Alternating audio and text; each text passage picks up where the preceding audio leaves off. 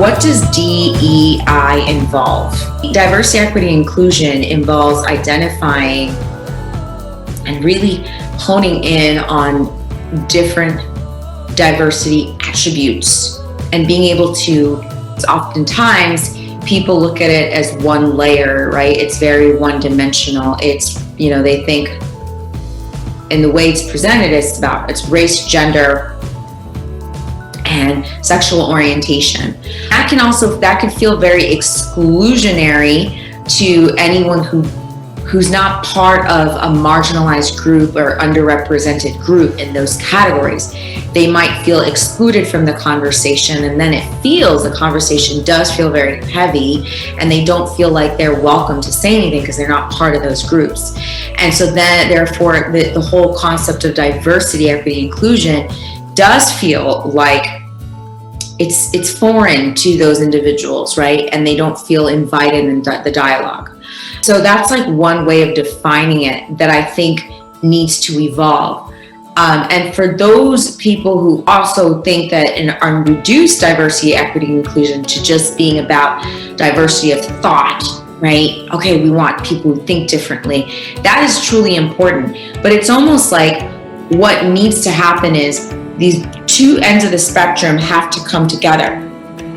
People have to understand how diversity of thought is influenced by cultural diversity and variances among people from different cultures, and how that is influenced by physical and biological attributes that vary from person to person. So those are the three dimensions that I define in terms of diversity categories, right? Some categories or attributes fall into the first layer, which is physical and biological attributes. So examples of that are race, gender, ethnicity, ableism, right? Whether someone is physically able or disabled. We think about mental health, that falls into ableism. Age is another one. So that falls into that first tier, that first category of diversity attributes. But then when you go into the next category, the second layer of diversity categories, it's cultural influence based on your environment, cultural influence based on your environment.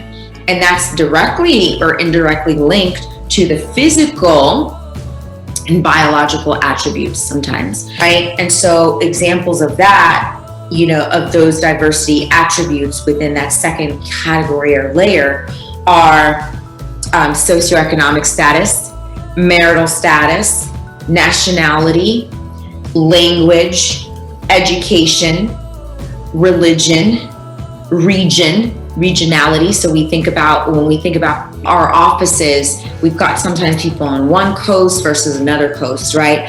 And it's really presented, unfortunately, often presented that way is it's like, hey, West Coast versus East Coast. Whereas it shouldn't be a versus thing, but just in that the nature of how one is considered the norm versus another, right? So that is the second layer, some examples of diversity attributes in that second layer of is connected to culture.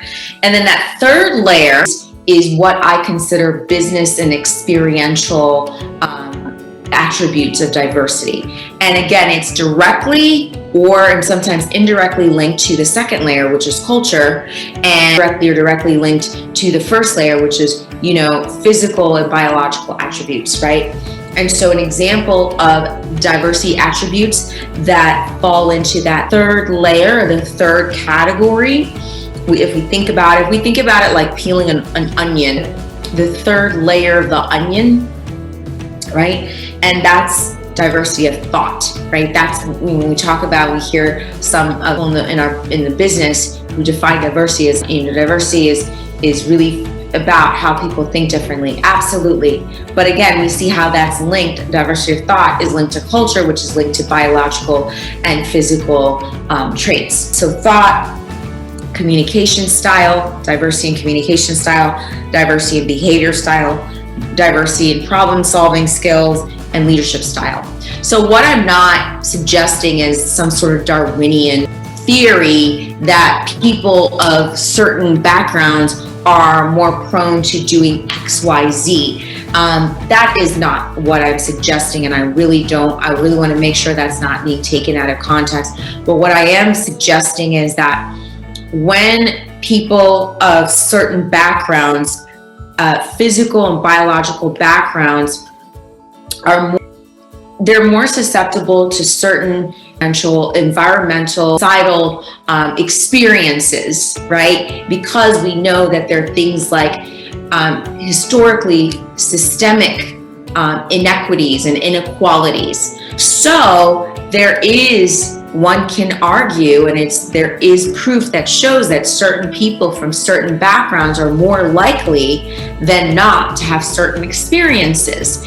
And because of their physical background, their biological backgrounds, they're more prone to experiencing certain or being exposed to certain environments and having certain cultural experiences, right?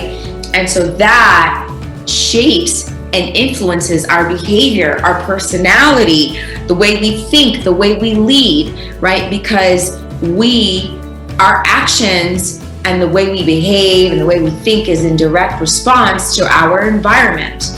And so that is the correlation that we make, and that's why these 3 layers are important. And it's important to create that connection between, diversity with our experience and how we show up in the business setting of attributes and our cultural attributes.